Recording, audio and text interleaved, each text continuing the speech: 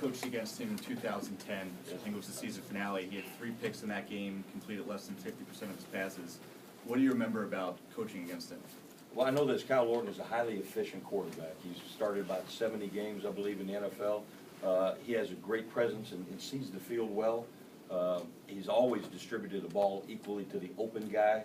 I think some guys have favorites, some don't. I think Kyle Orton is a great system quarterback in that he understands the coverage and who's in what position in the routes, and he does a great job of getting the ball out of his hands and accurately throwing to the open guy. So we've got a great challenge no matter who the quarterback is, but Kyle Orton can start for a lot of teams in the NFL. What was the situation yesterday afternoon when that report surfaced? Were you already deep into preparing for Tony Romo?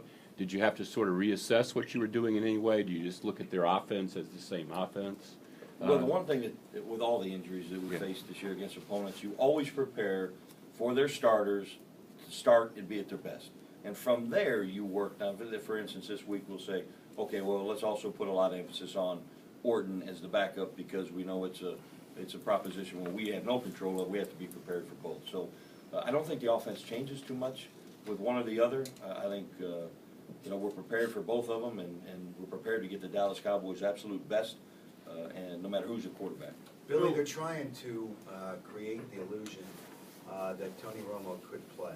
Obviously, they want the other team to prepare for both. Does it take anything away from your preparation to have to prepare for both rather than just Tony Romo? It does. It does more when the quarterbacks are vastly different. When there's one athletic runner that wants to run instead of throw. I think these two quarterbacks are real similar. I think Tony Romo probably extends the play more than most in the NFL. I think that's one of the knacks and the talents that he has is his ability to, once the initial play is broken down, to improvise. But both of them, and even Tony, they really running the offense efficiently. I think he had 30 touchdowns and just a few interceptions. So he was having a great year. And if he's healthy, we're ready for his best. And if Orton's the quarterback, then we're ready for their best, and we'll give them ours. Bill, Pat Shermer was saying it seems that backup quarterback